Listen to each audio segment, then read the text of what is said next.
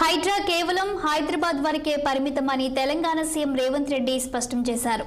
అయితే ఓఆర్ఆర్ అవతలి వైపు ఉన్న గ్రామాలు కూడా హైడ్రా పరిధిలోకి వస్తున్నాయని ఆయన పేర్కొన్నారు.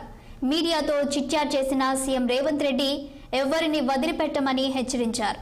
హైడ్రా తన పని తాను చేసుకుపోతుందని సీఎం చెప్పుకొచ్చారు. ఫామ్ హౌస్లు కట్టుకున్న చాలా మంది సెలబ్రిటీలు, రాజకీయ నాయకులు డ్రైనేజ్ను ఉస్మాన్ సాగర్, హిమాయత్ సాగర్లోకి వదులుతున్నారని, ఆ నీళ్లు హైదరాబాద్ ప్రజలు తాగాలా అని ప్రశ్నించారు. అందుకే కూల్చివేతలు చేపట్టినట్లు రేవంత్ రెడ్డి తెలిపారు.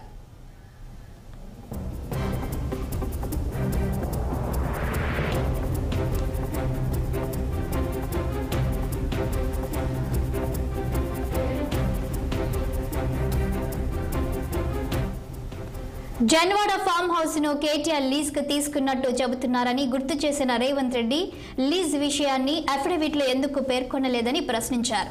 జన్వాడ ఫామ్ హౌస్ కు గ్రామ పంచాయతీ అనుమతులు లేవని రేవంత్ రెడ్డి స్పష్టం చేశారు. నిబంధనలు అతిక్రమించి కట్టిన ఫామ్ హౌస్ ను లీజ్ కు తీసుకున్న కేటీఆర్ ను డిస్క్వాలిఫై చేయాలన్నారు. హైడ్రా కూల్చివేతల విషయంలో అధికార ప్రతిపక్షం అంటూ ఏదీ లేదన్న ఆయన మొదట కూల్చింది కాంగ్రెస్ నేత పల్లం రాజు నిర్మాణాన్ని అని తెలిపారు. ఎఫ్టీఎల్లో అక్రమ నిర్మాణాలను హైకోర్టు ఎప్పటికప్పుడు మానిటరింగ్ చేస్తుందన్న రేవంత్ రెడ్డి హైడ్రాకు పోలీస్ స్టేషన్ స్టేటస్ ఇస్తామన్నారు.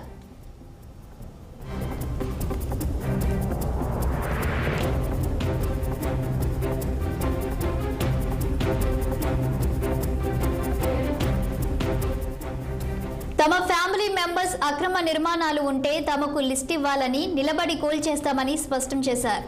111 జీవోను గత ప్రభుత్వం ఎత్తివేసేందుకు చర్యలు చేపట్టిందని తెలిపారు. కానీ 111 జీవోను అలాగే ఉంచుతామన్నారు సీఎం. అటే పార్లమెంటు ఎన్నికల్లో బీఆర్ఎస్ ఓటు బ్యాంకు బీజేపీకి ట్రాన్స్ఫర్ చేసినందుకే కవితకు 5 నెలల్లోనే బెయిల్ వచ్చిందంటూ కామెంట్ చేశారు.